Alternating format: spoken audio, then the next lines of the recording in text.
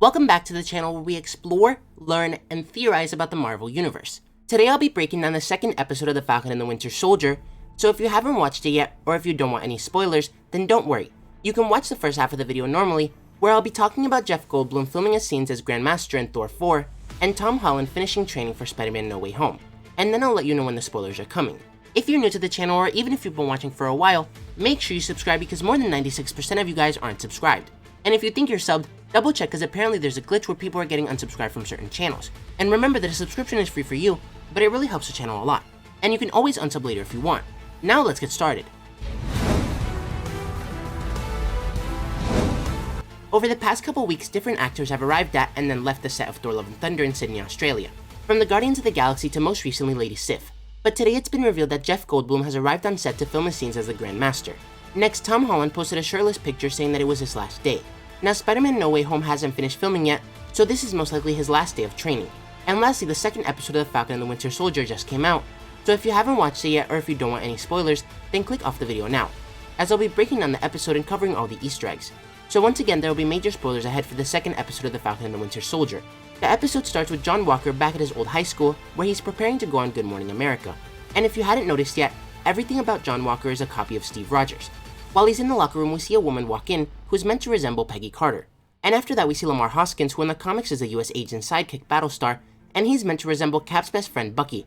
We then see the football stadium scene from the trailers, and John does an interview and is on a propaganda tour similar to what Steve did in the first Avenger. But we learn that John's been training to become the next Captain America for what seems like years. And I wouldn't be surprised if this was the government's plan since the blip, or maybe even the Sokovia Accords. After that, we see Sam and Bucky meet back up for all the reasons I mentioned in my last video. Bucky confronts Sam for giving away the shield, then they go fight the Flag Smashers, and in the end, go to talk with Zemo. Anyway, after some argument and talk about the big three, androids, aliens, and wizards, and that Doctor Strange is just a wizard without a hat, Bucky joins Sam's mission to fight the Flag Smashers, and we see the scene where Bucky asks Sam what his plan is. Sam then says I have a plan, and jumps out of the plane, mirroring the scene in the Avengers, where Iron Man jumps out of the plane, saying I have a plan. Attack.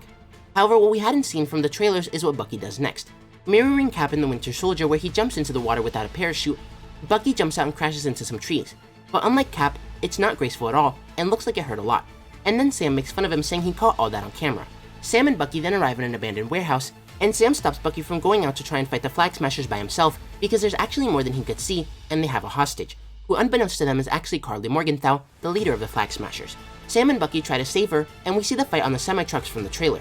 The Flag Smashers are winning, but then John Walker and Battlestar appear, and then they too get their butts kicked. And this scene makes me think that neither John Walker or Lamar Hoskins have gone through the Super Soldier program yet like they did in the comics, because it wasn't even a close fight. We then see Carly get a threatening message, and we later find out that it's from the Power Broker because they stole the Super Soldier serum from him.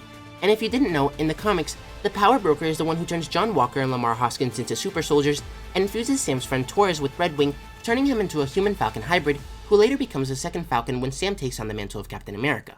After that, Sam and Bucky go to see Isaiah Bradley, played by Carl Lumbly, who in the comics was the first black Captain America.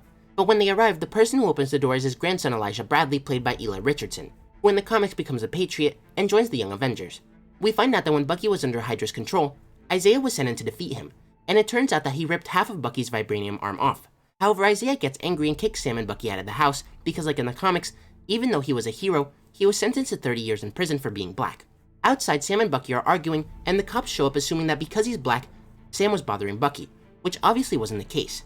But then because Bucky missed his therapy session since he was on the mission with Sam, he's arrested.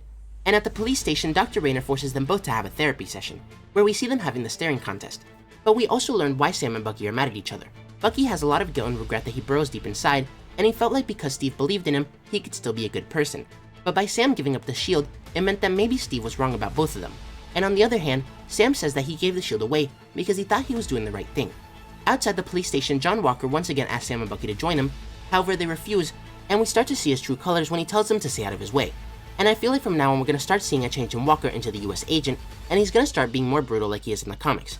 We once again see the Flag Smashers who are loading up supplies into a plane when the Power Broker and his men find them, and in a scene that mirrors the worst scene in the MCU, one of the Flag Smashers gets gunned down like Quicksilver, buying absolutely no time for the rest of the group.